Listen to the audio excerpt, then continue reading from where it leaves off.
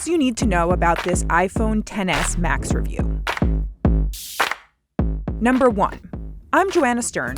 I've got fairly small hands, and I don't love large phones. I'm also 5'6", and a Wall Street Journal tech columnist.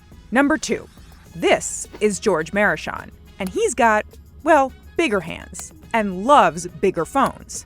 He's 7'7", and holds the record for the tallest player in the history of the NBA. You also may recognize him from the greatest movie of all time, My Giant. So, what does this have to do with an iPhone? Yeah, what I'm doing here? I'm not really sure, actually. The bigger iPhone XS Max has a giant 6.5-inch screen, a giant battery, and yes, a giant price tag. It's basically the Gheorghe Muresan of phones, which actually would have been a better name for the phone. Yeah, the new iPhone doesn't look that big in his hands. Just look at how much hand he has left there. But in mine, it looks, well, max. I've got no hands. And if you decide to go big, is there any real benefit over the XS, which is nearly identical but smaller? Gheorghe has been helping me test to find out. Hey Siri, what do you know about Gheorghe Muresan? Here is what I found. Oh, that is the wrong guy. The most impressive thing about the design of the Max is that big, beautiful OLED display. It stretches to the edges, so there's no big frame like you had with those older 5.5-inch iPhone Plus models. It means more screen in the same size package as one of those phones. Everything from playing games to taking photos is more immersive. But with the Max, it's much harder, for me at least, to reach things on the other side of the screen one-handed. See, if I want to reach for this weather app up here, the struggle is real. It's sort of like this. Yeah. For Gheorghe, on the other hand, it's a simple tap. One-handed typing is also hard for me.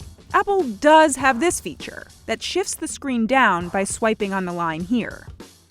Samsung's Galaxy Note 9, with a similar 6.4-inch screen, at least takes advantage of the extra space. With the Note 9, you can put apps side by side, or shrink down a video and watch it while you do something else. The iPhone has none of that.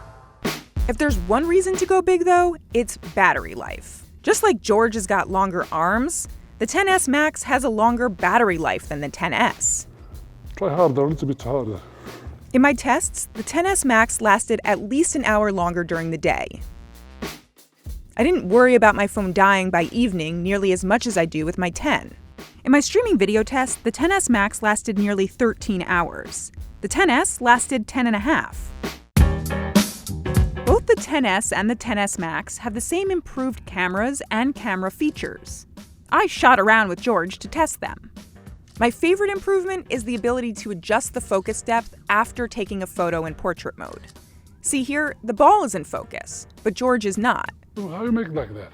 But by adjusting the f-stop, I can bring him into focus if I want. This is a smartphone.